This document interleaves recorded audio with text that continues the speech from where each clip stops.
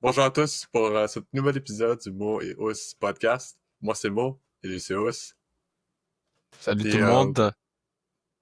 ouais. Puis aujourd'hui, ben, les séries sont pas mal set pour les match-ups là, dans la NBA ainsi que la NHL. Mais avant toute chose, une chose qu'on voulait parler pour en rentrer directement dans le sujet, là, c'est Ivan Demedov, enfin, à Montréal, il a signé.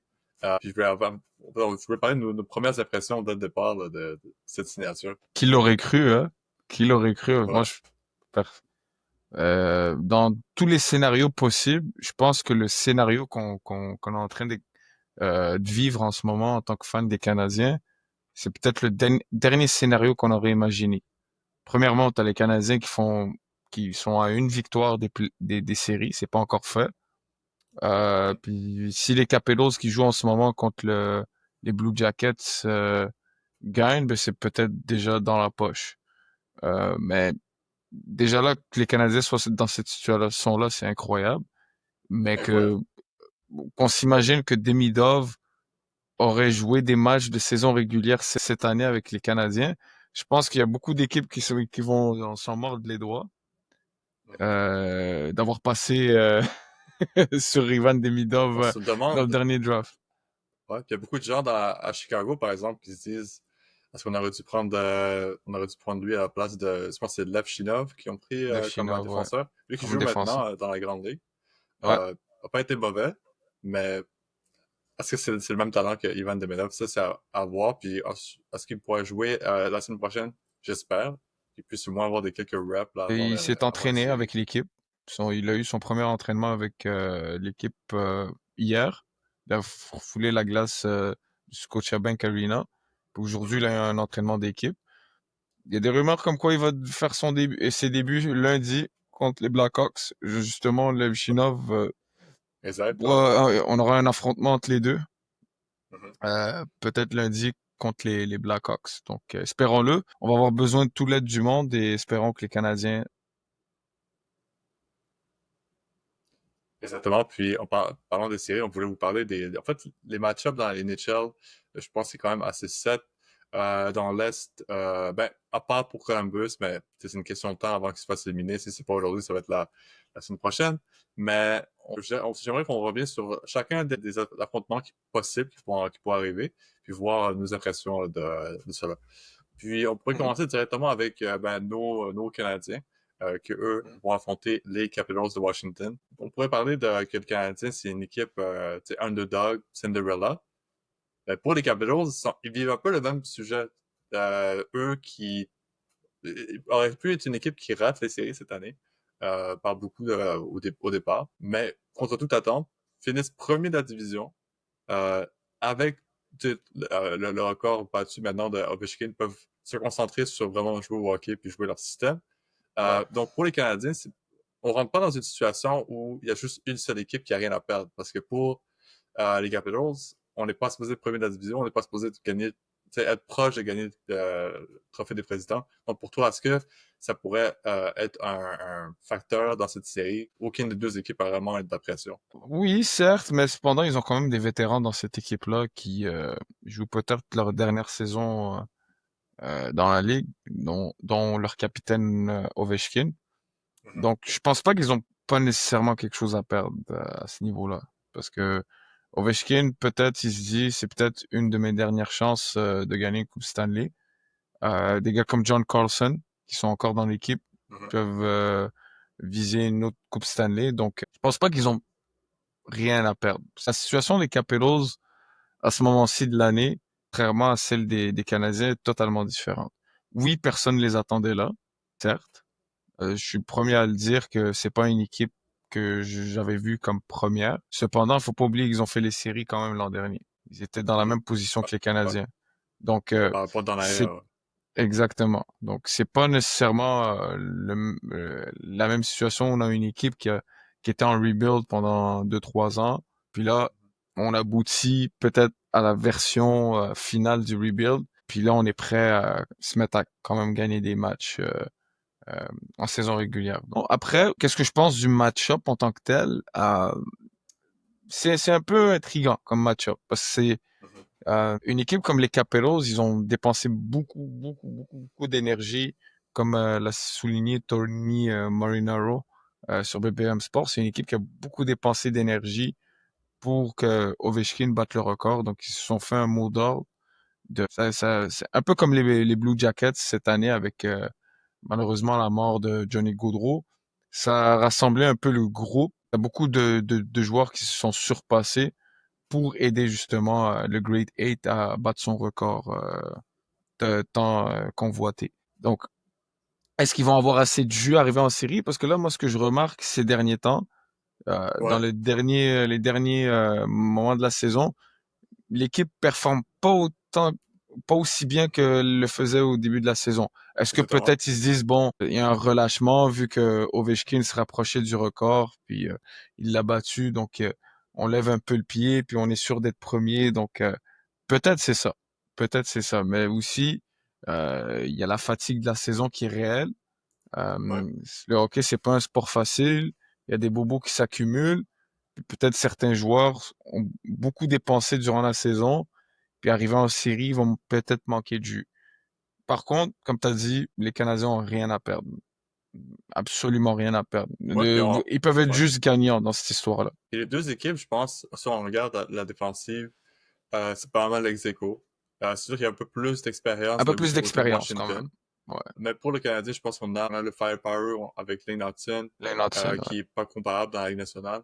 Mais en attaque, oui, t'as Ovechkin, mais c'est surtout deux trios qui performent beaucoup pour l'offensive. Puis on le remarque pour le Canadien, c'est un peu la même chose. Surtout que dans le problème 6, on est capable d'aller chercher des clutch goals avec Armia, avec Evans, avec Heinemann, qui pourrait être une clé là-dessus. Mais pour moi, le plus gros X-factor de cette série, va arriver chez les gardiens de but. Parce que, comme tu l'as dit, les Washington sont un peu sur un slump en ce moment, niveau performance. Mais là, ça vient de Logan Thompson qui n'a pas donné des performances qui sont à la hauteur des attentes avec le début de saison qu'il a connu.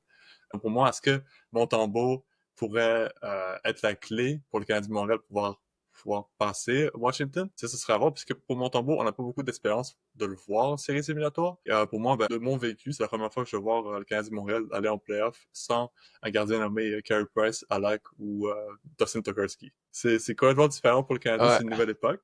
Et savoir est-ce que le Canadien ça va être peut totalement survivre différent. sans ouais, exactement, sans du gardien de but comme Carey Price, en fait. Donc, ça va être difficile. Pour toi, tu t'aurais à me Ben, là, donner une prédiction pour cette série, ça si je serait quoi? devais faire une prédiction pour cette série, honnêtement, j'ai deux choix. J'ai le choix du cœur et j'ai le choix du cerveau. Mon cerveau me dit les Capellos en Mhm. 5, possiblement en 6, si les Canadiens performent bien à la maison. Mais je serais pas surpris si les Canadiens gagnent ça en 6 ou en 7. Pour la simple et bonne raison, parce que OK. on a quand même des joueurs, des jeunes joueurs qui ont de l'expérience au niveau des séries éliminatoires, comme Suzuki puis Caulfield. C'est pas à négliger. T'as quand même des vétérans dans cette équipe-là, comme Gallagher, comme Josh Anderson, qui était là dans Jake Evans, euh, qui était là durant Joel Armia, qui étaient tous là durant la période où on a fait la finale de la Coupe cette année. T'as un David Savard que, certes, il arrive vers la fin, là, avec sa tournure au niveau des Canadiens. Je pense pas qu'on va le renouveler. Mais un gars comme lui qui a gagné une Coupe Stanley avec le Lightning, c'est pas à négliger non plus.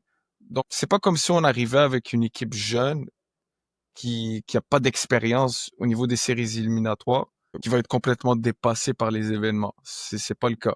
Certes, beaucoup de jeunes joueurs comme Lane Hudson, Slakowski, Kaden Goulet, euh, parce que je peux même pas compter par exemple, un New Hook là-dedans.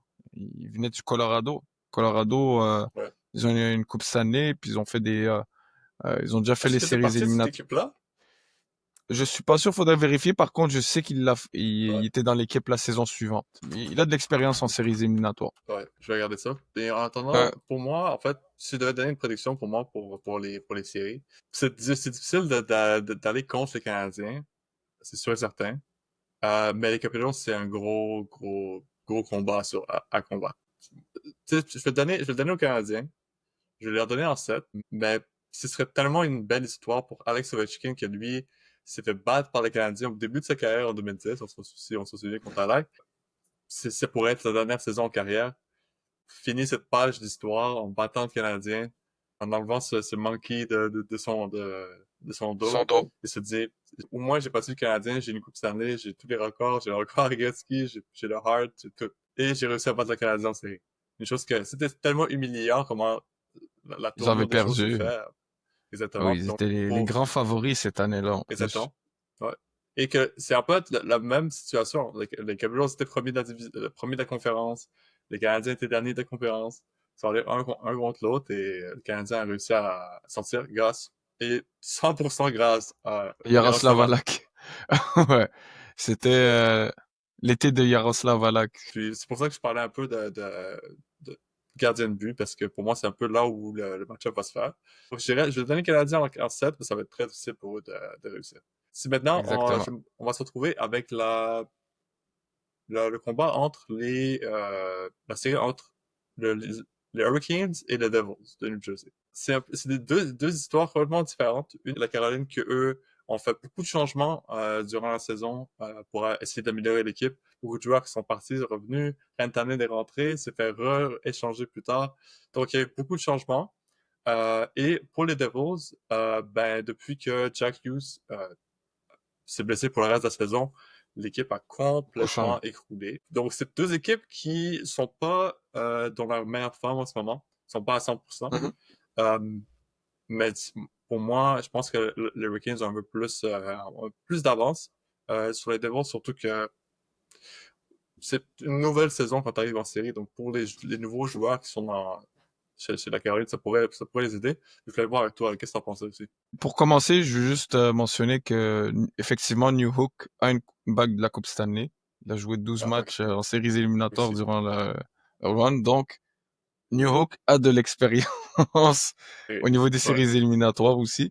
Mais pour revenir au sujet des Hurricanes, de la Caroline avec les Devils, moi je pense que les Hurricanes ont une équipe beaucoup plus solide que les Devils. La perte de Jack Hughes fait mal aux Devils de New Jersey. C'est la pierre angulaire de cette équipe-là. C'est par lui que toute l'attaque passe. Donc, je vois pas dans quelle situation les Hurricanes pourraient perdre cette série. Pendant, ils ont quand même amélioré une chose au niveau de cette saison, c'est devant les cages. Justement, on parle de gardien de but. L'addition de Jacob Markstrom a beaucoup aidé cette équipe-là. L'an dernier, c'était un gros problème. Ils avaient fait la valse des gardiens de but entre Van Essek. Ils sont allés chercher Jake Allen, ça n'a pas fonctionné. Donc, ils ont un puncher's chance, comme on dit. Ils ont quand même des talents offensifs dans cette équipe-là, qui sont capables de faire la différence. Euh, Puis maintenant, ils ont un gardien de but qui peut voler des matchs, mais je pense que le système défensif des Hurricanes est un peu too much pour les Devils, qui ont une équipe un peu plus complète et plus de ressources pour vaincre les Devils. Donc, je dirais les Hurricanes en 6 pour moi. C'est parfait. Moi, je dirais les Ouais. Hurricanes en 5. J'ai pas vraiment confiance aux Devils. Mais toi non plus. Donc, voilà. Nos prédictions sont que Ah, les Hurricanes passent au lama. oh là, ouais. Ensuite, pour, euh, pour la... Ça, c'est une série qui est très intéressante. C'est la bataille de l'Ontario entre les Maple Leafs de Toronto et les Sénateurs d'Ottawa. Une série qui va être super intéressante entre deux équipes rivaux de la province. Une équipe qui est redoutée pour pour choke à chaque saison en séries éliminatoires. Euh, Eux qui ont toujours des bonnes saisons, les Leafs qui s'écroulent tout le temps en séries Séries éliminatoires, ça c'est éliminatoires. un fait. Pour les Sénateurs, pour eux, c'est un retour en série depuis leur passage en finale de Coupe Stanley en 2017. Non, pas en finale de Coupe Stanley, en finale de conférence contre Exact.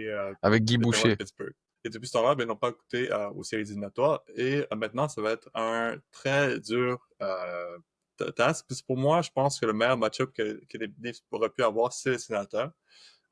Beaucoup plus que Floride ou le Canadien de Montréal.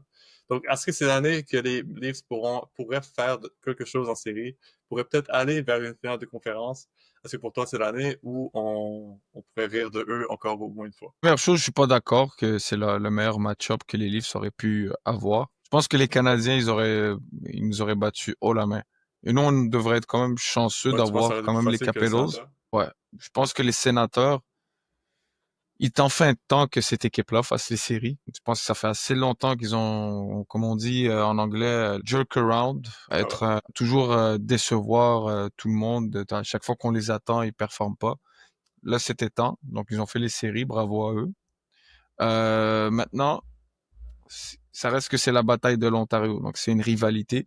Ils ont amélioré beaucoup de choses, les sénateurs, cette saison. Faut pas oublier. Ils sont allés chercher Linus Ullmark, qui les a beaucoup aidés. Ça, je pense que ça a été la meilleure addition qu'ils ont faite depuis des années. Ils ont eu beaucoup de problèmes avec les gardiens de but à travers les années. Là, ça a toujours été un problème. Depuis que Craig Anderson a quitté l'équipe, ils ont jamais eu de stabilité au niveau des buts. Et même avant Craig Anderson, ça a toujours été un peu des montagnes russes. Là, ils ont eu des passages. Depuis Ray Emery. Ouais, exactement. Puis c'est ça. Donc là, enfin, ils ont un bon gardien de but qui est capable d'être un vrai gardien numéro un. L'addition de Dylan Cousins, finalement, ça semble être payant pour eux. Dylan Cousins Mhm. performe super bien depuis qu'il s'est joint à l'équipe. Et c'est un jeune joueur qui va progresser aussi, donc tant mieux pour eux. Donc ils ont de la depth en attaque, ils ont une bonne défense. Jake Sanderson, on n'en parle pas là parce que nous on est des fans des Canadiens là, mais ça c'est un autre jeune défenseur prometteur, two-way qui.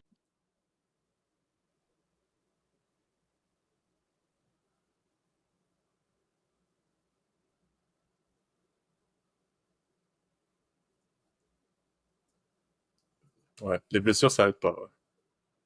Ouais. Mhm.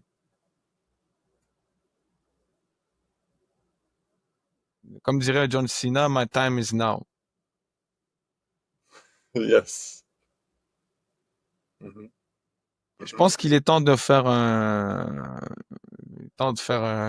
vrai parcours en séries éliminatoires, là. Puis je pense que Il même faut du les dog, fans ouais.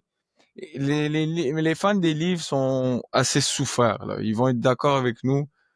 À un moment Mhm. donné, cette équipe-là doit montrer que c'est vraiment une vraie équipe à prendre au sérieux. Parce que si cette année ils font pas au moins une finale de conférence, à mon avis, je pense qu'il y aura des changements qui vont se faire cet été. Il y aura un gros chamboulement au niveau de Toronto. Parce que qu'est-ce que tu fais? Est-ce que tu continues encore la même histoire avec les mêmes joueurs, le même style de jeu, le même fonctionnement, puis tu vas dominer pendant la saison régulière, avoir un des meilleurs power play, les meilleurs talents offensifs, parmi les meilleurs pointeurs de la ligue, les meilleurs buteurs de la ligue, mais tu arrives en séries éliminatoires, puis ils sont pas capables d'en planter une au but, puis ils font des erreurs de débutants. Les meilleurs joueurs two-way de la ligue se mettent à jouer comme s'ils étaient des pee en séries éliminatoires. Donc Yes. à un moment donné, Ouais.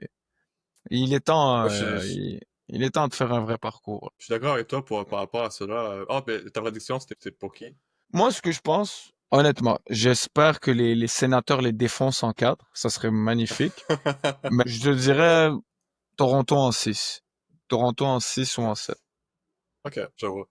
Pour moi, je vois aussi les, euh, les Leafs passer. Mais je dirais en 7. Je pense que les sénateurs sont un bon duel pour les Leafs. Ça va pas être des pushovers, c'est sûr et certain. Mais Mhm.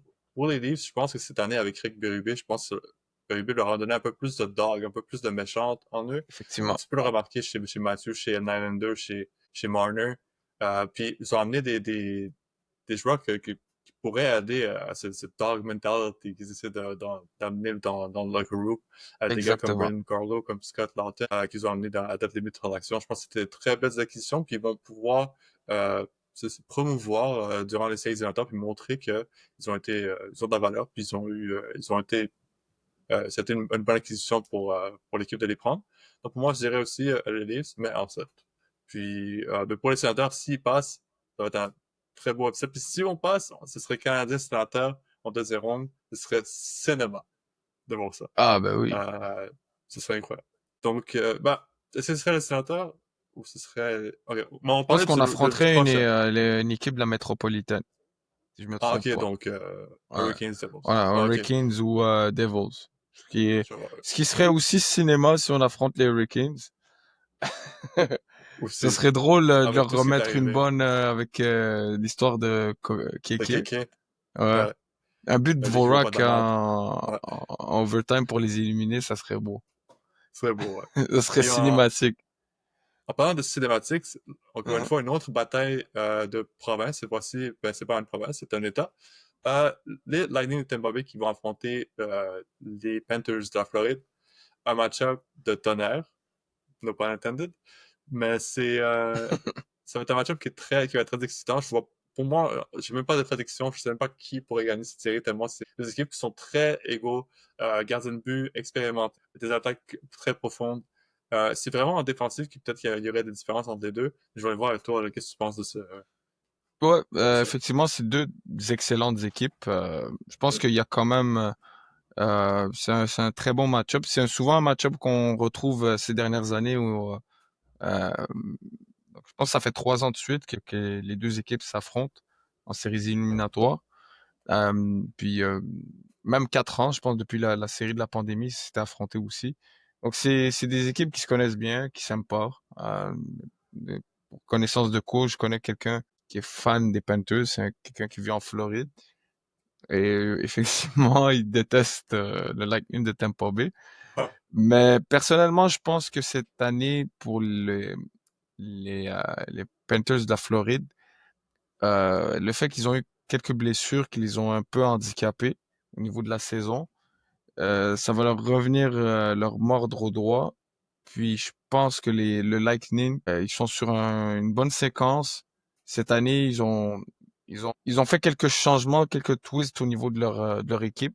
Ils ont ramené aussi certains joueurs qu'ils connaissent très bien pour comme Yannick Gourde et Ryan McDonough qui ont été là pour leur sacre de la Coupe cette année. Et je pense que le Lightning va gagner cette série-là en 6 ou en 7 aussi. Je pense que la blessure de Matthew Tkachuk, juste revenir comme ça en séries éliminatoires sans avoir joué de match de saison régulière pendant très longtemps, ça va, ça va pas aider les Panthers de la Floride. Et Brad Marchand n'a pas eu vraiment le temps de s'acclimater aussi avec le système des c'est Panthers. vrai. Donc, il n'y a pas vraiment de chimie qui s'est installée au niveau de cette équipe-là. Tout le contraire avec le Lightning de Tampa Bay, où ils ont eu le temps de travailler sur leur système pendant toute Ouais. l'année. Pour moi, j'ai vu même plus que toi, avec le Lightning, aussi en 6 ou en 7. J'avais vraiment les mêmes prédictions. Toi, même, je verrais même le Lightning gagner en 5 contre C'est les possible. Panthers. Parce que les Panthers, c'est très shaky, soit chez Sergei Bobrovsky, que ce soit dans l'offensive, dans la défensive, il y a des trous partout. Beaucoup de séquences de blanchissage pour cette équipe-ci. Ils se sont fait blanchir à plusieurs reprises cette saison, plus que n'importe qui dans la ligue. Quand on parle de l'offensive, c'est très léthargique. C'est quasiment télégraphié quand ils sont on sait que la rondelle va être sur le bâton à Sam Reinhardt. C'est comme s'il n'y avait pas d'autre option. Il y a des, il y a, il y a des, il y a des, il y a des joueurs chez les Panthers qui pourraient essayer de sauver leur saison en séries éliminatoires, puis faire d'un gars comme Carter Verhege, que lui est un joueur qu'on a vu dans les deux dernières années être très bon en série, amener son jeu d'un cran. Que ce serait à voir, mais pour moi, je pense que c'est un peu trop tard là, pour les Je Panthers pense que l'an d'arriver en fond. prochain, ils vont avoir leur mot à Euh, dire, mais cette année, c'est un break pour eux. Ça va être une pause par rapport à la Coupe Stanley. donc, si on se retrouve dans l'Ouest maintenant. Pour dans Pour l'Ouest, l'Ouest, les match-ups à suivre. Les Golden Knights, bon, on va commencer avec les Golden Knights contre le Wild du Minnesota. Pour moi, ça, c'est c'est le match-up le plus facile. Vegas en 5. En Vegas en 4, vraiment rien à voir. Le Wild du Minnesota, tu peux me nommer Kaprizov si tu veux. Tu peux me mettre dans le line-up. Tu peux me mettre Eric Sonek. Pour moi, c'est Vegas en 4. J'ai pas besoin d'argument Vegas pour in ça. five. Vegas Vegas in en 5. five. C'est ça. Buffalo Wings. Buffalo, Buffalo Wings. Waffle Minnesota House. Wild. Buffalo House. Minnesota Wild. Vegas in five. Ouais. C'est ça pour moi. Vegas, c'est un juggernaut. Pour moi, c'est mes favoris pour finir l'Ouest. Donc, pour moi, je vois pas le Wild faire grand-chose en série. Eux sont dus pour faire de quoi? Chaque année, ils n'arrivent pas à mettre une équipe sur la glace qui me disent cette équipe-là est contender pour faire les séries. Pour faire les séries, oui, mais pour gagner comme Stanley, jamais. C'est sûr que cette année, Zach Parise et Ryan Suter, leur contrat se termine finalement. Donc, ils auront beaucoup d'argent sur la masse salariale pour faire des échanges, pour faire des signatures. Donc, l'équipe va s'améliorer, c'est sûr et certain, c'est naturel. Mais pas cette année. Vegas, N4. D'ailleurs, il y a des rumeurs comme quoi ils seraient intéressés à signer Mitch Marner. C'est une très belle signature. Mitch Marner et Kaprizov, Oh, ça, c'est comme contender. aïe aïe, Je leur dis. aïe aïe, Ouais. aïe Toi, qu'est-ce que aïe, t'en penses de ce match-up? Vegas en 5. 5. Ils vont terminer ça. L'expérience parle pour eux. Ouais, c'est une équipe been there, done that. Ils sont en santé. C'est des joueurs qui performent. Ils sont très bien coachés. Ils ont un des meilleurs coachs de la ligue. Donc, je suis pas inquiet par rapport à eux. Ils devraient gagner. Ils ont un avantage partout, en défense, en attaque. Ils dépendent pas que d'un joueur. Ils dépendent pas juste de Jack Eichel pour marquer des buts.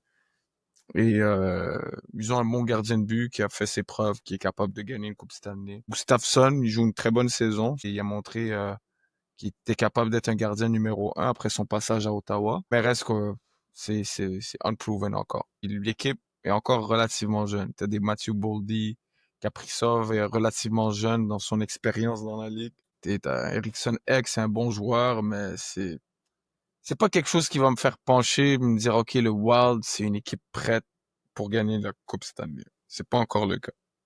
Mais ils sont bientôt là. Ah. Ils sont bientôt là. Donc, on part maintenant vers le deuxième match-up dans l'Ouest. Le Jets et les Blues. Je vais dire tout de suite, les Blues in 6. That's it. Les Jets, c'est des chokers. Les Jets, c'est des frauds. Leur fin de saison, c'est pas comme ça aurait dû être. C'est une équipe qui ride sur son début de saison. Et les Blues sont en fire en ce moment. Ils sont en train de ride comme des malades en ce moment. Bennington qui est sur un très bon pace. Leur offensive est lethal. Leur défensive est très physique. Ça va beaucoup 2019. Donc pour moi, les Blues en 6, tu sais, je vois les Jets peut-être réussir à gagner en 7 ou whatever, mais les Blues ont le dog mentality. Ils ont ce qu'il faut pour gagner en série. Et pour les Jets, pour moi, ça va être une autre année de choker. Puis je pense qu'ils vont prendre la place des Leafs comme étant l'équipe la plus chokeuse de la Ligue nationale. Que je vous prends les Blues en 6. OK, donc c'était tu m'avais dit, les Blues contre les Jets. Ben, moi, je suis d'accord avec toi. Je suis 100% d'accord.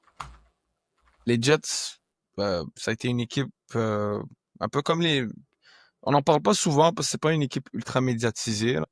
C'est une équipe un peu qui ressemble un peu aux Leafs avec moins de noms Ouais. sexy, là. Ce que j'avais dit, c'est qu'ils allaient prendre la place des Leafs pour être le plus grand choker. Ouais. Ah ouais, parce que ça reste relativement une équipe qui fait des bonnes saisons régulières. Surtout Hellebuck. Hellebuck a beaucoup de choses à prouver.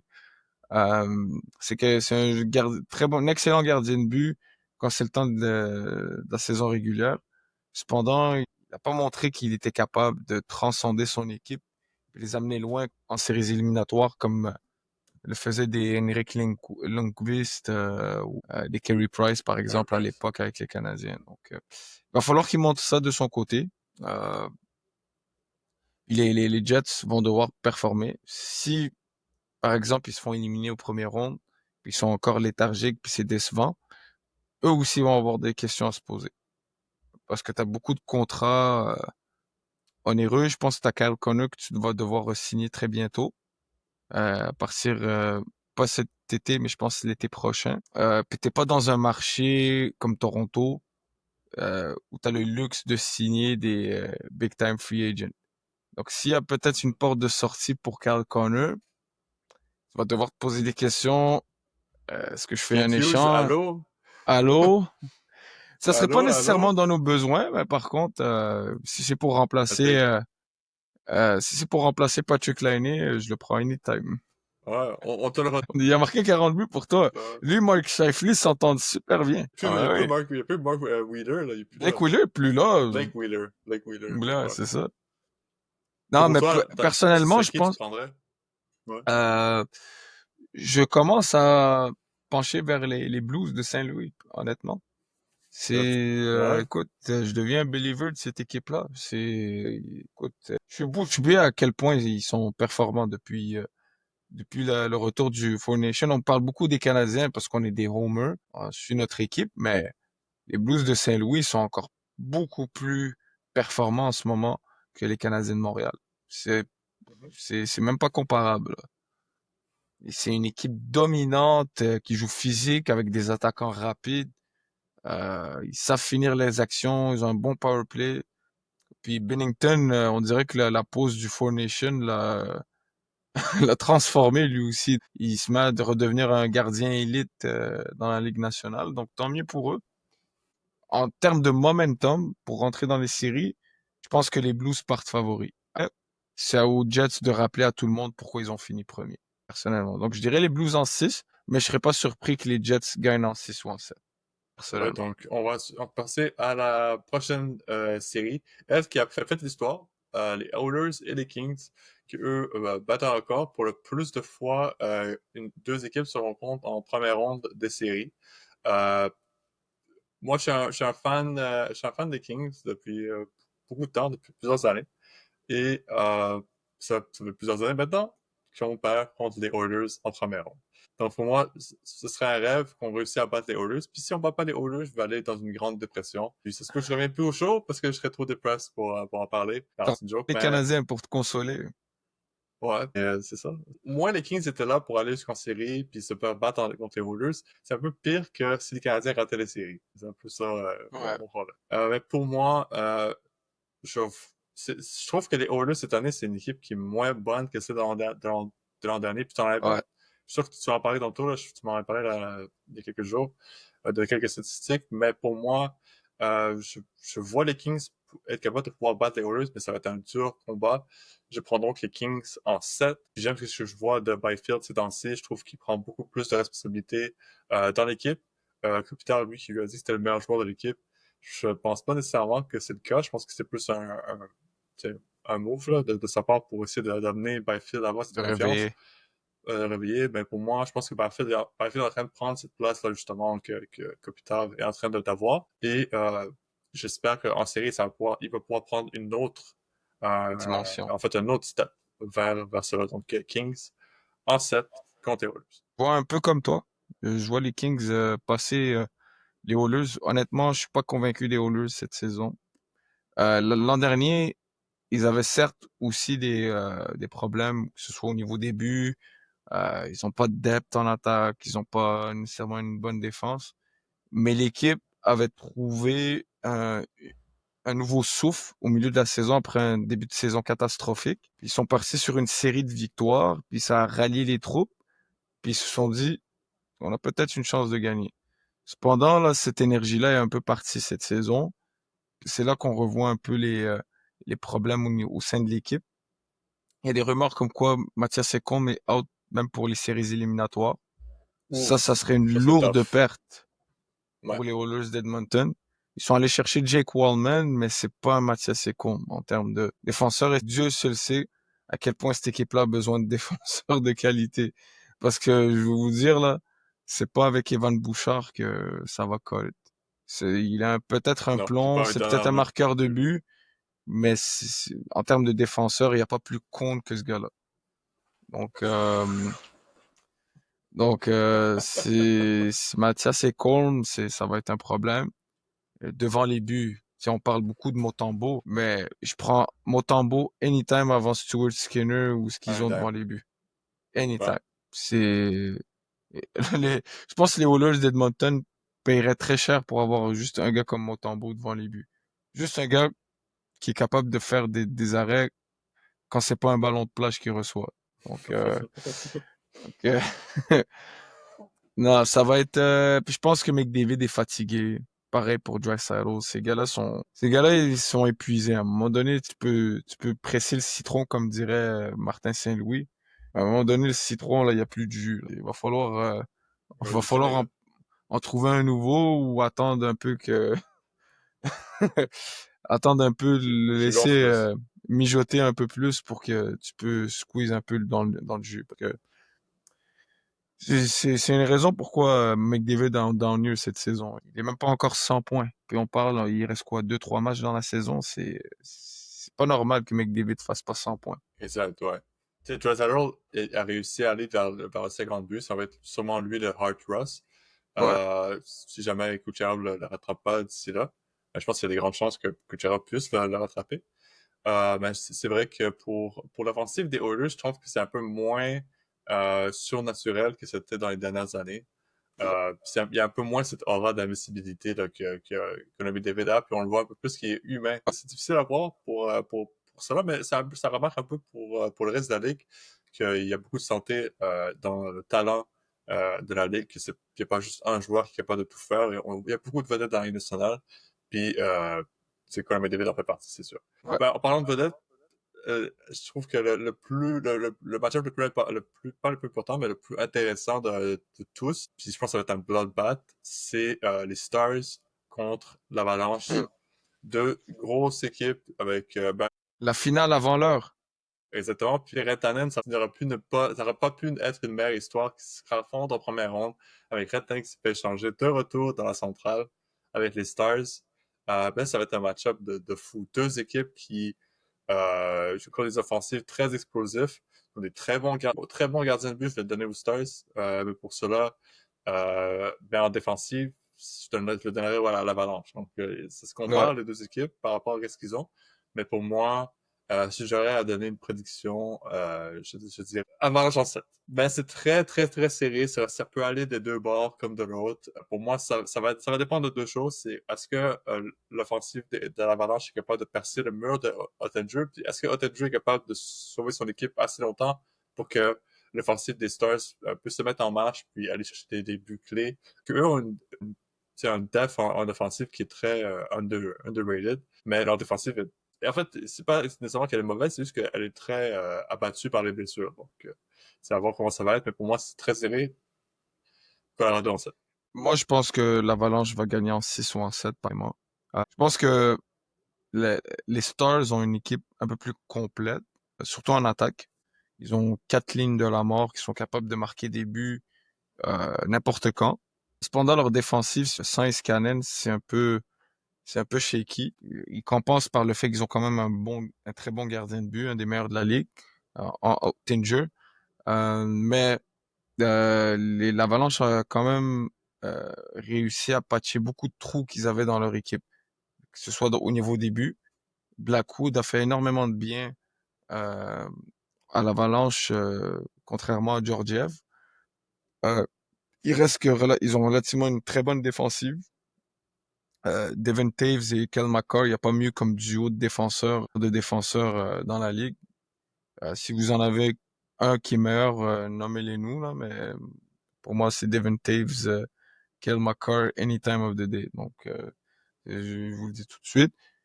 Et t'as un Nathan McKinnon que les Stars ont pas.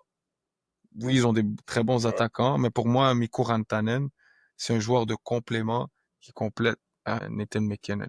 Nathan McKinnon, il y a peut-être Connor McDavid, des gars comme Connor McDavid qui lui ressemblent en termes de style de jeu, ça s'arrête là dans la ligue. Et après, ils ont quand même, tu sais, ils sont allés chercher un Martin Necas, Brock Nelson. Il y a Valérie Nichushkin qui est revenu, qui est un tank, ce gars-là. S'il a la tête, euh, si la tête est en santé là, c'est un excellent joueur de hockey. Jonathan Drouin a trouvé sa niche avec Ça niche, ouais. son partner Nathan McKinnon. Arturi Lekonen, clutch goal scorer, ce gars-là, il est connu, on l'a connu avec les Canadiens, toujours marqué des buts importants. Ouais. Il l'a fait aussi avec l'Avalanche pour gagner Coupe Stanley. Euh, non, je pense que l'Avalanche, pour moi, il y a le facteur expérience. Ils ont été là, ils ont été capables de gagner Coupe Stanley. Puis je pense qu'ils ont quand même relativement une meilleure équipe que les Stars. Les Stars ont une équipe plus complète, plus deep. Il y a la qualité est plus du côté de l'Avalanche que des Stars. Je serais pas surpris que ça va du côté des Stars aussi. Faut pas croire que s'ils sont capables, pas nécessairement de shut down, la ligne de McKinnon puis éviter l'avantage numérique de l'Avalanche le plus possible, ils ont une chance. Parce que tu peux pas jouer McKinnon 40, 60 minutes de jeu. Donc, t'as un temps limité avec McKinnon sur la glace. Donc, ça va être le reste des équipes des lignes qui vont devoir marquer des buts. Puis la ligne qui va être attitrée à défendre la ligne de McKinnon doit faire la job pour le garder out of the net le plus longtemps possible et éviter qu'il soit dans le score sheet à plusieurs Ouais. reprises la fin du match. Parfait. Donc, ça, c'était nos prédictions pour la première ronde des séries dans la Ligue nationale. On va prendre une petite pause, puis on revient avec celle de la NBA et les news qui se passent dans la Ligue de la NBA. Est-ce que c'est 45 minutes? C'est pas super le logiciel. Alors, pas si ça te fait couper, ça fait juste ralentir ta voix, en fait. Ok. Bon. En fait, ce qui arrive, c'est que j'entends ce que tu dis, mais t'es pas là. Alors, tu reviens. Là, tu reviens. Mais au moins, ça coupe pas le recording. Ça reste Ok, au live. moins. C'est loin, tu partais, tu revenais, tu partais, tu revenais. Moi, je voyais le recording, comment c'était. C'était comme, ça coupe, ça revient. Puis là, je peux pas reprendre mon recording complet. Il faut que je sois sûr que t'as coupé au bon moment, puis c'était pas... Ok, ouais. That's it. On parle NBA. Je voulais faire n'importe quoi, mais à la fin, Ok. je peux C'est enchaîner chill. là-dessus. OK. Et on est de retour avec les séries dans la NBA. Eux qui vont commencer mardi. Les play-in qui vont débuter mardi. Euh, donc les play-in. On sait déjà à peu près les match-ups euh, qu'on va voir pour les séries. Là, il reste les équipes qui vont être repêchées des play-in. Donc, les équipes qui sont en position 1 et 2 vont connaître leurs adversaires un peu plus tard cette semaine pour les séries éliminatoires. Ouais, Donc, puis pour les finalement, c'est... Oui, allez, vas-y, vas-y. Ah, mais j'allais justement dire, les équipes qui sont qualifiées pour les play-ins en ce moment, les Kings contre les Mavericks, 9 et 1 dans l'Ouest, 9 et 10, les 7 et 8 qui va être les Golden State Warriors et les Memphis Grizzlies. Donc pour les Mavericks, belle reconstruction de la part de Nico Harrison. Ah Donc oui, c'est le ah résultat oui. d'un excellent Win now. échange de la part. Ouais, maintenant. Ouais, On va voir comment ça va être contre les Kings de Sacramento. Dans l'Est, Chicago va affronter le Heat. Il y a 9 et 10 et 7 et 8 va être Magic contre les Hawks d'Atlanta. exact. Puis si on regarde dans les playoffs, donc la conférence Ouest, les Thunders d'Oklahoma qui va finir premier, les Rockets deuxième. Donc eux vont affronter les numéros des équipes Les deux équipes. qui va y avoir exactement 8 et 7. Ensuite, pour les matchs qu'on connaît déjà, les Lakers contre les Timberwolves, les Nuggets contre les Clippers. Dans l'Est, les deux premières équipes, ça va être les Cavaliers et Boston. Et les deux matchs qu'on connaît déjà, les Knicks contre les Pistons et les Pacers contre les Bucks. Euh, Puis je voulais parler un peu des match-ups, là, comment ça va être dans la ligue. Donc, en fait, pour commencer, pour les play-ins dans l'Ouest, pour toi, qui penserais-tu qui va passer pour être 8 et 7? Je pense que ça devrait être sans problème Memphis et les Warriors. Je t'aurais dit peut-être les Mavericks auraient passé, mais sans Kyrie Irving, je pense que ça va être compliqué. L'ironie Ouais. là-dedans, tu sais, c'est quoi? C'est que bon, les Warriors ont perdu cet après-midi contre les Clippers, mais ils sont dans cette situation-là présentement, c'est parce que un ancien joueur de leur équipe. Ouais, tu m'entends? Ouais. Ok, t'es de retour, Ouais, ok. ça a coupé. Ouais. Donc, je vais recommencer, là. Ben, je vais juste repartir là où j'étais. Donc, comme je disais, un ancien de la maison des Warriors, euh, Harrison Barnes, qui était là lors du premier championnat, a hit un buzzer beater, un game winner euh, avec les Spurs contre les Warriors pour les battre durant la saison régulière et cette défaite a affecté les Warriors que maintenant ils n'ont pas une place garantie encore pour les séries éliminatoires. Ils peuvent très bien perdre les deux matchs du play-in et se ramasser à Cancun plus tôt que prévu. Donc, Ouais.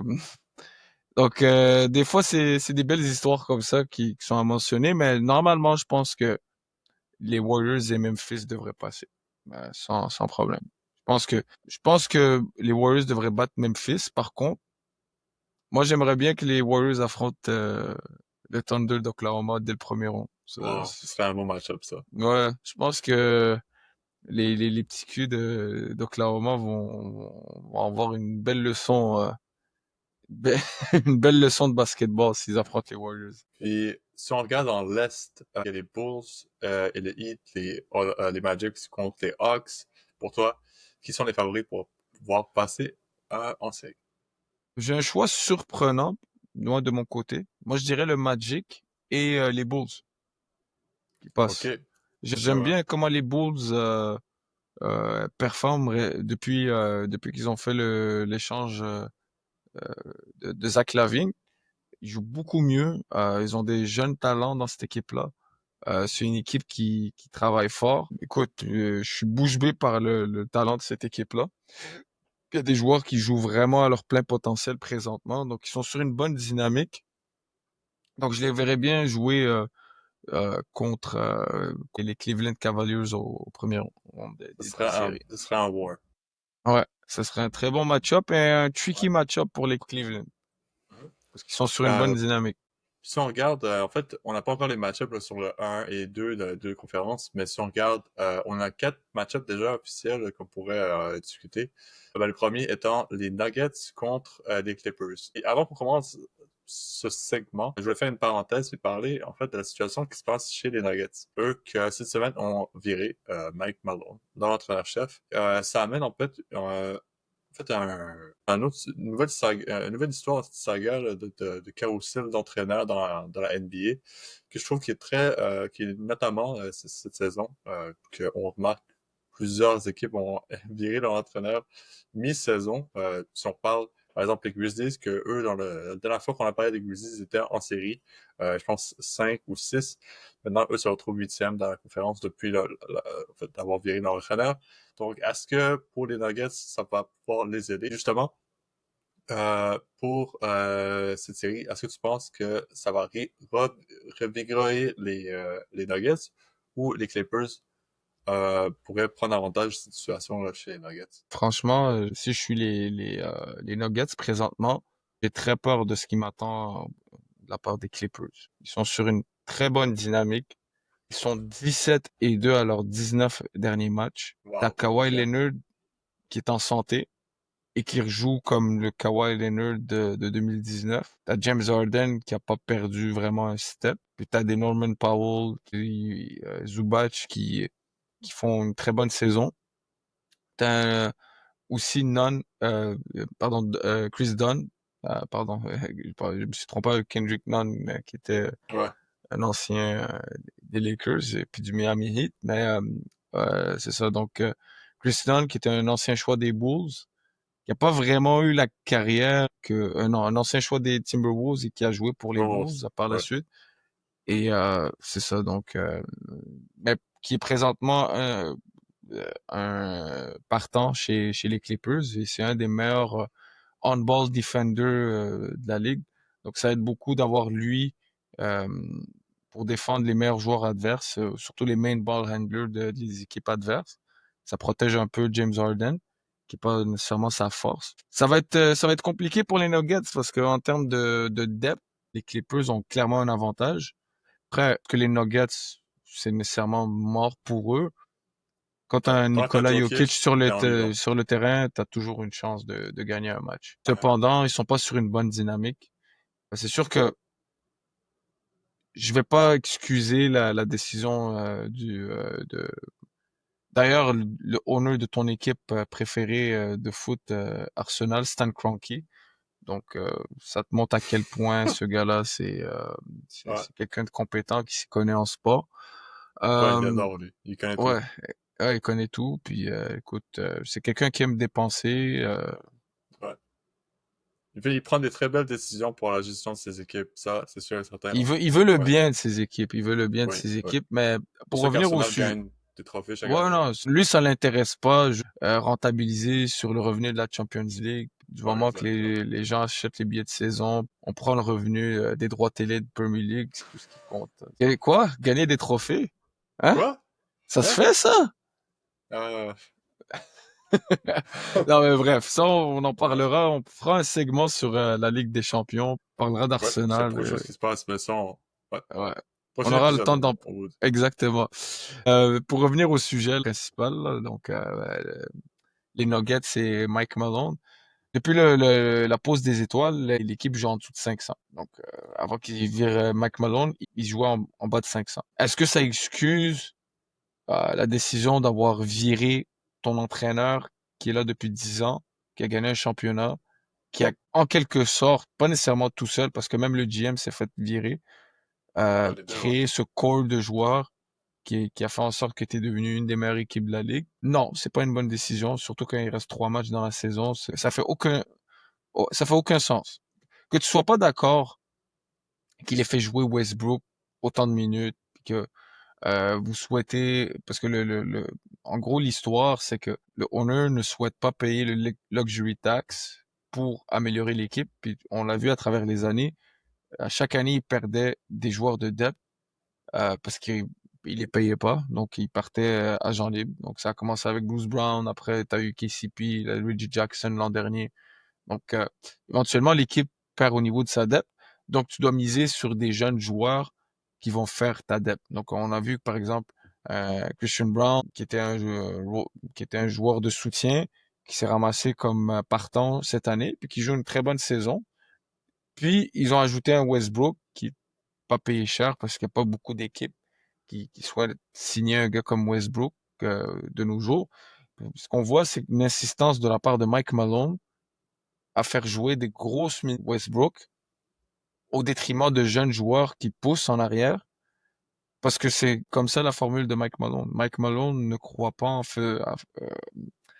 Il croit en mettant les jeunes joueurs petit à petit dans diverses situations et ne pas donner les clés tout de suite aux jeunes joueurs de l'équipe pour gagner un championnat.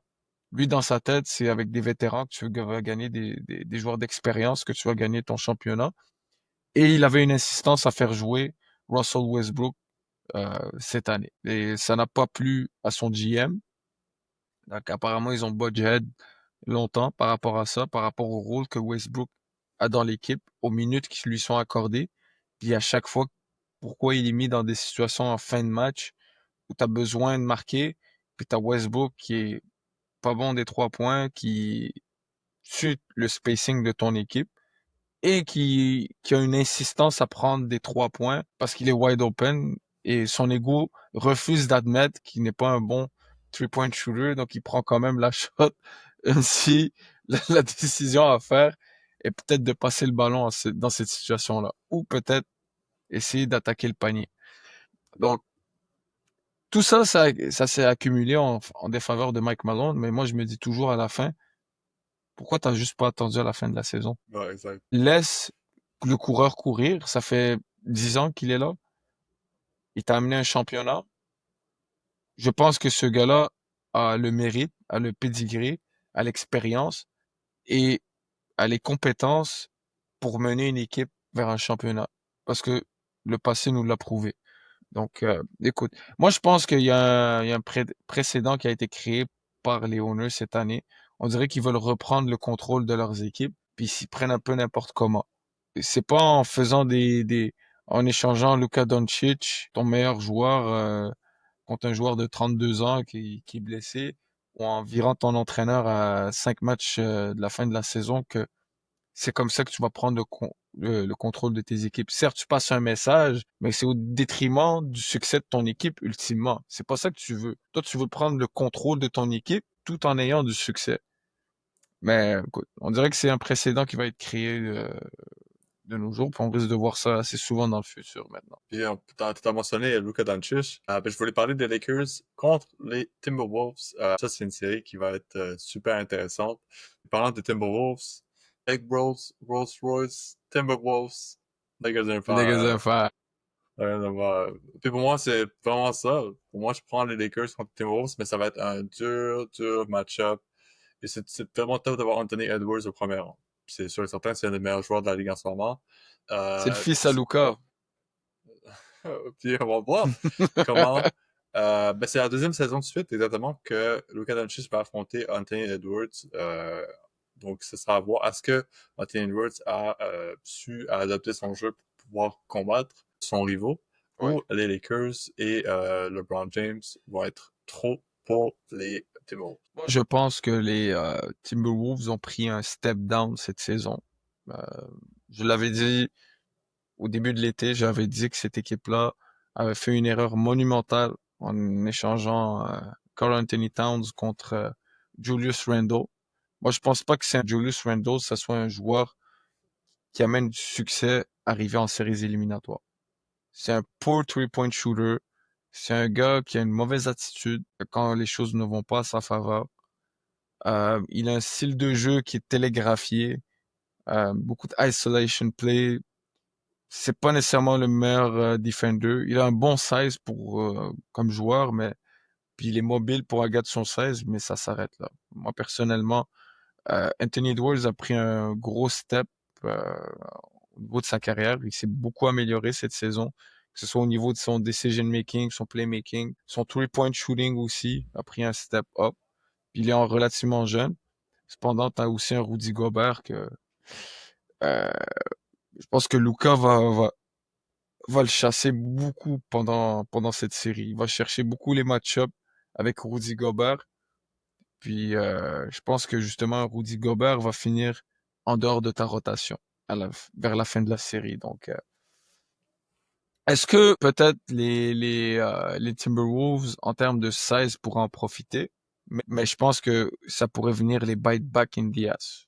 Parce que si à la fin ils finissent par jouer small avec les Lakers, ils perdent complètement leur Ouais, identité puis ils exact. finissent par se faire battre à ce moment-là. Donc, Lakers va Les gars, pour cette série. moi je leur donne un match chez eux. Ah, ouais. Je pense que les Lakers vont voler un match chez les Timberwolves. Puis maintenant, on va aller dans l'Est, maintenant, et une série qui pour moi, c'est la plus excitante de tous, puis les gens vont dire, ouais, la plus excitante, les Knicks contre les Pistons. Oui, Et pour oui, moi, c'est la plus intéressante, puis celle qui va amener le plus de controverses, ça va être cette série-là. Parce que les Knicks, tu viens juste d'en parler avec l'échange de Karl Anthony Towns, mais c'est une équipe qui maintenant a de la pression de voir. Tu sais, maintenant, tu as fait performé. les échanges, tu as signé les joueurs, on t'a amené tout le monde de Villanova. Tout le monde en parle de Thibodeau comme étant, c'est ou bien c'est un excellent coach, c'est le pire coach qui a jamais existé. Maintenant, tout se joue sur est-ce que tu es capable de battre les Pistons, qui eux étaient la dernière équipe de la Ligue l'an dernier. C'est la pire. Maintenant, on se retrouve en série. Bel et bien, ils jouent pas les play-in. On joue directement en playoff contre les Knicks. Et est-ce que les Knicks sont aussi des frauds que les Thunder sont? Ou est-ce que les Knicks Pire peuvent que le Thunder. réussir à... Pire que le Thunder. Pire que Tu le vois? Thunder. Donc, puis pour Pistons, c'est sans pression. Puis c'est un peu comme le Canadien de Montréal de la NBA. Ouais. Moi, je pense personnellement les Pistons vont gagner cette série-là. Mhm. Juste la physicalité de cette équipe-là, c'est des athlètes. Ils ont peur de rien. C'est des gars de rien. Ils ont gagné leur match-up durant la saison régulière. Les Knicks n'ont pas montré qu'ils étaient capables de battre une équipe en haut de 500 cette année. Euh, pour moi, c'est des frauds. C'est une équipe qui est chanceuse d'avoir joué dans l'Est cette année. Sur papier, c'est une excellente équipe, mais ils m'ont pas encore montré que c'était une bonne équipe pour l'instant. Donc, moi, je vois les Pistons gagner en 5 personnellement. Je vois les En Pistons gagner 5. en 5. Wow. Et je les vois gagner en 5. La physicalité de cette équipe-là va les manger. Et c'est le retour des Bad Boys Pistons, là. Bad Boy Pistons. Ouais, ouais, c'est le retour de cette équipe-là. C'est le retour des Nice. Pistons de 2004-2005, où ils avaient une identité. Bon, ils ont un superstar qui est Cade Cunningham, mais t'as beaucoup de joueurs de soutien autour qui connaissent leur rôle, ils jouent pleinement leur rôle. Ils ont un excellent coach. Personnellement, moi, je pense que c'est le coach de l'année. Ce qu'il a fait avec cette équipe-là, c'est remarquable. Parce qu'ils n'ont pas eu des signatures extravagantes. Là. Faut pas croire qu'ils ont eu des changements majeurs au niveau de leur effectif. Là.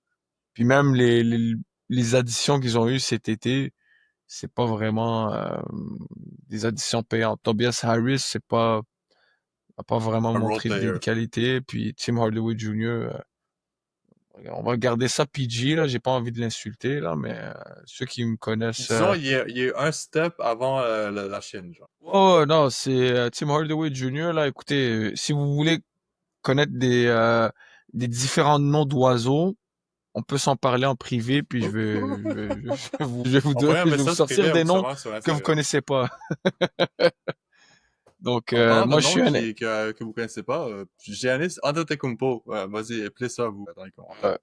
euh, Puis son équipe, les Bucks, qui vont affronter les Pacers de l'Indiana. Et ça va être un match-up que je pense que c'est le match-up le plus serré de tous en termes de who knows qui va sortir de cette série-là. Ces deux équipes sont complètement différentes, mais en même temps, se ressemblent beaucoup sur l'histoire de ces deux équipes. ouais. Équipe qu'on ne voit pas nécessairement aller très loin, mais en même temps, beaucoup de choses à prouver. Et pour Et qui moi, se sont affrontés c'est l'an dernier en séries éliminatoires aussi. les Pacers avaient gagné cette série-là, justement. Exactement. Donc, pour les Giannis, c'est son moment pour faire la revanche, mais en même temps, est-ce que Giannis a assez en fait, de weapons D'ammunition. dans son effectif Ouais. pour le faire, munitions dans son équipe pour pouvoir faire quelque chose? C'est à voir, mais pour les Pacers, euh, on a, on a beaucoup de depth, mais c'est beaucoup de depth on sait pas nécessairement encore qu'est-ce qu'ils peuvent faire au plus haut niveau. Donc, ça va être un match-up quand même assez serré. Puis je vais voir toi. Qui tu penses que... Moi, je dirais les Pacers en 7. Je pense que cette série-là va finir soit en 6 ou en 7. Je donne un avantage aux Pacers parce que je pense que c'est une meilleure équipe. Ils sont un peu mieux coachés. Carlisle, c'est un très bon coach. Puis je pense qu'il maximise le talent que cette équipe-là a. Puis c'est une équipe qui joue fast-pace, qui est capable de marquer contre n'importe qui. Tu sais, ils ont eu un lent début de saison cette année, mais là, ils ont fini sur une très bonne séquence. Donc, ils partent avec du momentum pour débuter les séries éliminatoires, ce qui est tout le contraire avec les Bucks. Puis personnellement, moi, je pense que un coach comme euh, rappelle-moi, là, j'ai un blanc de mémoire, j'ai un blanc de mémoire, là, Doc Doc Rivers. Rivers. Doc Ouais, Rivers. Lui c'est une des qui a pires des problèmes fraudes. médicaux en ce moment. C'est une des pires fraudes en termes de coaching de l'histoire de la NBA. Pour moi, ça, c'est quelqu'un qui a fait son nom avec les Ouais, 2008. Celtics. Il a Ouais. gagné un championnat avec eux, mais écoute, quand tu avais cette équipe-là, des Rajon Rondo, des Ray Allen, des Paul Pierce, Kevin Garnett, tout dans leur prime, ou plus ou moins dans leur prime. Rajon Rondo, c'était encore un jeune joueur, mais j'espère que tu gagnes un championnat avec cette équipe-là. Puis même que je te dirais, d'excellents coachs auraient même gagné peut-être 2-3 avec cette équipe-là. Donc, Mhm. et moi personnellement, je pense que ça va être une bataille. Certes, ils ont Giannis Antetokounmpo, comme tu as dit, pour moi c'est un top 3 joueur. C'est un gars qui a un high motor. C'est un gars qui lâche pas, qui va jouer both sides of the floor, qui se fatigue jamais, qui travaille pour l'équipe. C'est un des models que tu vas avoir comme superstar talent parce il fait des choses techniquement qu'un superstar fait jamais, mais il le fait parce que son style de jeu est basé sur ça.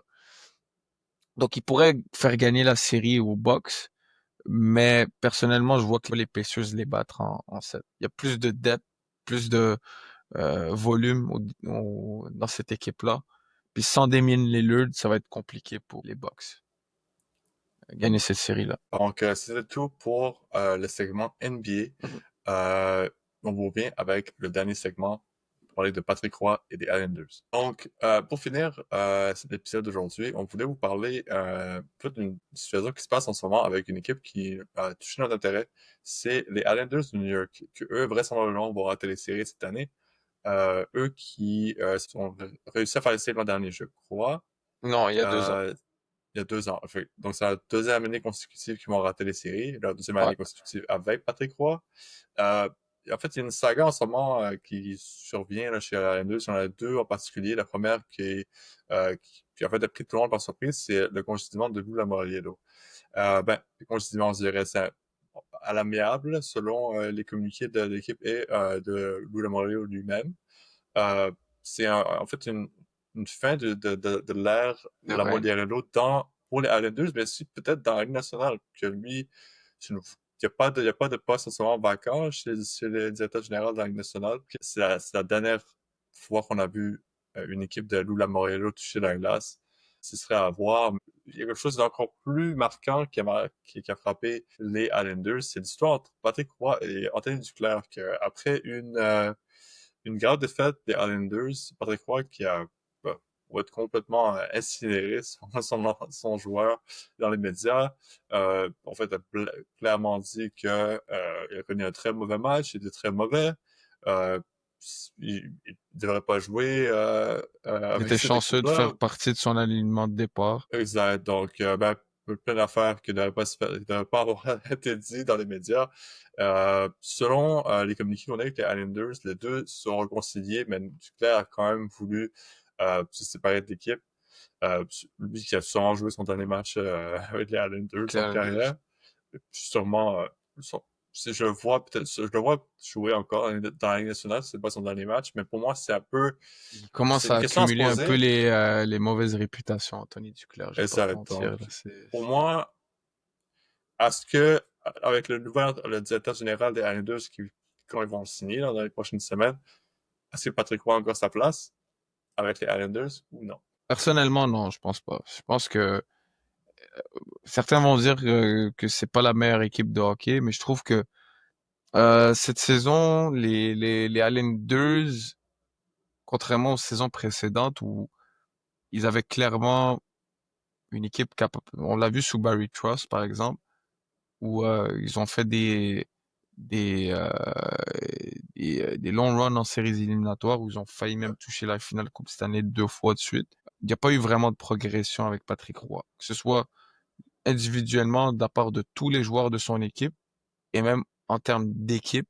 Euh, donc, ils ont un des pires avantages numériques de la ligue. Ils ont un des pires désavantages numériques de la ligue, alors que tu as un des meilleurs gardiens de la ligue. Donc, t'arrives pas à garder la rondelle en dehors de ton net. Et en plus, tu as du mal à marquer des buts. Je vois pas l'utilité de garder un Patrick Roy, surtout que c'est un personnage sulfureux, puis c'est quelqu'un, si tu pars sur un rebuild avec des jeunes joueurs, c'est un peu comme mettre John Tortorella avec les Flyers de Philadelphie. Ouais, C'est c'est deux, pas un bon mix. c'est pas un bon Ouais. mec. C'est pas des jeunes, c'est pas des. Et l'ironie là-dedans, c'est que Patrick Roy entraîne aux juniors. Cependant, Patrick Roy entraîne les remparts de Québec. Les remparts de Québec elles ont l'habitude de ramener généralement les meilleurs joueurs du circuit. Donc c'est quand même une équipe qui trouve le moyen d'être Ouais, bon à ça se chaque fois. recycle à chaque année, ouais. C'est ça, exactement. Donc il a l'habitude de gagner avec ces équipes-là. Mais dans la Ligue nationale, là, c'est différent. Si tu pars sur un rebuild, puis tu dois faire jouer des jeunes joueurs, tu vas devoir accepter de perdre des matchs. Ça vient Ouais. avec le territory. Puis c'est pas dans l'intérêt, par exemple, des GM, d'avoir des jeunes joueurs qui sont cloués au banc ou qui se font incendier dans les médias. Surtout que de nos jours, les athlètes sont traités un peu différemment de ce que Lou Lamoriello a connu et ce que Patrick Roy a connu comme période. Avant, il fallait que tu mérites ta place, puis on faisait mériter ta place, où là, on est dans une ère où c'était un choix de première ronde, on te fait jouer la première saison. Même dans certains cas, pour certains joueurs, on leur donne carrément le C après 2, 3 saisons dans la ligue. Donc, c'est pas nécessairement un bon mix de garder Patrick Roy.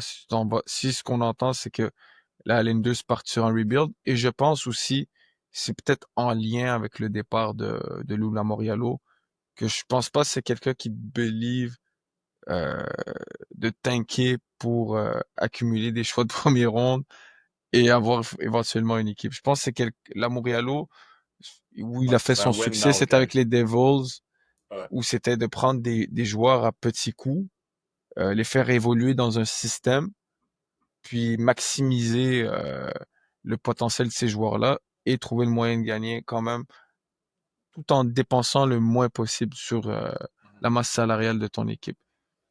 Dans la Ligue nationale d'aujourd'hui, c'est pas ça qui fonctionne. Tu vois toutes les meilleures équipes, ils maximisent leur masse salariale. Et tu dois avoir des joueurs de talent dans ton équipe aujourd'hui parce que le niveau de talent est rendu incroyable. Puis le scoring dans la NHL a juste augmenté. Donc, il faut que tu gagnes avec des joueurs de talent. Puis c'est pas avec Lula Moriallo, c'est pas ça qui va attirer des agents libres à New York. Et c'est pas avec cette méthode que tu vas aller chercher des joueurs de concession dans le futur. Et puis en même temps, il y a un joueur qui pourrait être intéressant si jamais les Islanders décident d'aller vers un full rebuild de Mhm. leur organisation. Il y a un joueur que Ken Hughes pourrait aller chercher le téléphone, puis il s'appelle Mathieu Barzal. Donc, si Mathieu Ouais, Barzal est la première seconde qu'il est disponible sur le marché, c'est Allô? bah Premier choix de écoute, première ronde? bah Yes? oui, OK. deux choix de première ronde, tu Deux, veux, tu take. veux, Prends. deux, bye. Ouais, Ah, prends. je le donne Tu tout veux de suite. Primo avec ça? Prends, prends-le. Ouais. Alex Turok, il vient au camp. En one Donc, ouais, back? bon. Tu veux one Ouais, back? Bank, prends, prends. Si Ah, je, Mathieu Barzal is that guy. Si on est capable d'aller le chercher comme étant un deuxième centre, on est 7. Imagine ça, Barzal bah oui. avec Demidov? Demidov puis Lainé. Uff. Donc, ça Wow. serait detail. Donc, pour moi, c'est vraiment ça. Puis ça complète un peu tu sais, dans le segment Islanders. Je voulais juste un peu en parler. Quand t'es quoi? Parce que c'est un personnage qui est très médiatisé puis dans les médias. Puis pour moi, c'est une situation délicate par rapport à ça, parce que c'est un des meilleurs joueurs de l'histoire de la Ligue, mais en même temps, en tant qu'entraîneur-chef, pas beaucoup de succès. Il a eu une Est-ce succès une que... saison avec les Colorado, puis Ouais.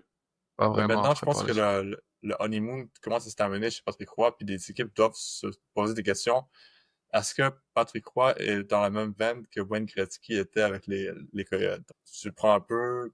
Est-ce que c'est le meilleur coach ou pas? Mais c'est un peu deux différentes complètement de personnalité. Ouais, Là. Wayne Gretzky était trop gentil, pareil. Puis Patrick Roy, c'est un peu un hot-headed. ouais. C'est un Ça vieux de la va, vieille, Patrick Roy. ouais, C'est pas un exact. entraîneur.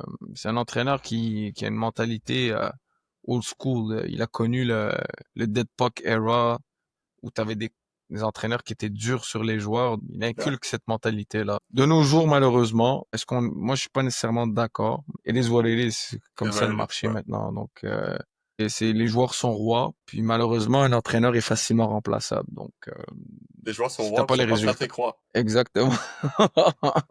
Exactement. Donc, c'est pas la meilleure situation pour lui. Je pense pas que c'était le bon choix d'équipe non plus pour lui. Surtout Ouais, que c'était, bah, c'était un peu bizarre la façon que ça a été fait l'an dernier, c'est ah ouais, sûr, ils avaient certain. une série de mauvais résultats, puis ils se sont dit, on va aller chercher Patrick Roy, coach avec du caractère, qui va peut-être dynamiser cette équipe-là, puis peut-être on va faire les séries. Ça n'a pas nécessairement fonctionné, puis Ouais. cette année, tu vois qu'il y a eu une dégringolade au niveau des joueurs. La seule raison pourquoi ils étaient dans la course des séries, c'est parce que dans l'Est, pour vrai, c'est un peu plus faible, là. Les Canadiens seraient même pas dans le wild card en ce moment où on se parle Les Blues qui sont dans la l'Ouest. deuxième wildcard, c'est une des meilleures équipes de la Ligue. Exactement. Mais Ouais, c'est c'est ça. deux histoires différentes. C'est pas une équipe de série, ça. Donc, ouais, ils vont partir J'aimerais sur un ça, rebuild. ouais, j'aimerais ça qu'on ait un peu plus de temps pour qu'on parle du Dumpster Fire qui est des Rangers de New York, mais on vous garde pour la semaine prochaine. Ouais, Puis c'est sûr et certain que le Dumpster Fire va continuer à prendre feu et on en rit ouais. encore Et plus. tant Donc, mieux. Je suis content qu'ils fassent pas les séries, eux. on va en Ouais. rire encore plus dans Justice. l'épisode prochain. C'était moi, mais c'était Ous. Ouais. Et on vous souhaite une excellente soirée. Et Et n'hésitez pas à nous dire dans les commentaires que vous avez pensé de notre prédiction et votre prédiction à vous. Allez, salut! on se voit la semaine prochaine.